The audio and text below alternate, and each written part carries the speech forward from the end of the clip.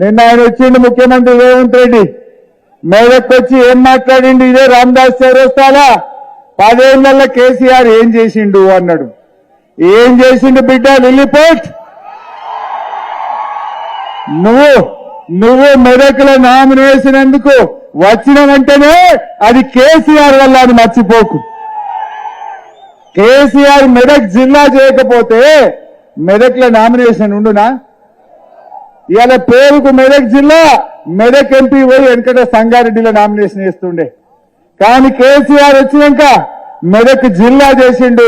ఈ జిల్లా ప్రజల ఆకాంక్ష నెరవేర్చిండు.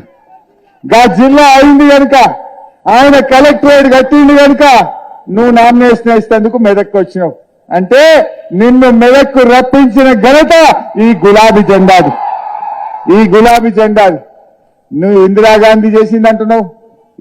అబద్ధాలట కూడా అక్కేటట్టు ఉండాలి. ఇందిరాగాంధీ అంటే బిహెచ్ఎల్ తెచ్చిందని రామదాస్ చౌరస్తారా పచ్చి అబద్ధం చెప్పిండు రేవంత్ రెడ్డి. బిహెచ్ఎల్ వచ్చింది 1952లో, ఇందిరాగాంధీ ఎంపీ అయింది 1980లో, 30 ఏళ్ల తర్వాత అయింది. ఈయన అంటాడు ఇందిరాగాంధీ అట ఈడు ఎంపీ పోటీ చేసి బిహెచ్ఎల్ తెచ్చిందని అబద్ధం ఆడతాడు. అరే ఆయనకి ఎవరో స్క్రిప్ట్ రైటర్ అయినా సరిగా లేడు. ఆ రాసిస్తానన్నా అకల్ మనుకుతారా ఇషారతో రానా? నువ్వు చదువుకోవా కనీసం? ఏది అయితే అది మాట్లాడితే నవ్వుల పాలు కావా? ఇజ్జతమానం పోదా ముఖ్యమంత్రిది? నీది పోతావా కానీ కుర్చీది పోతుంది నాయన. ఆ కుర్చీ గౌరవాన్ని కాపాడు. ఏం మాట్లాడు? పేగుల మెడలు వేసుకుంటా, గోటీలాడతా. ఎవడైనా పేగుల మెడలు ఎవడేసుకుంటాడే? రాక్షసులు వేసుకుంటారు.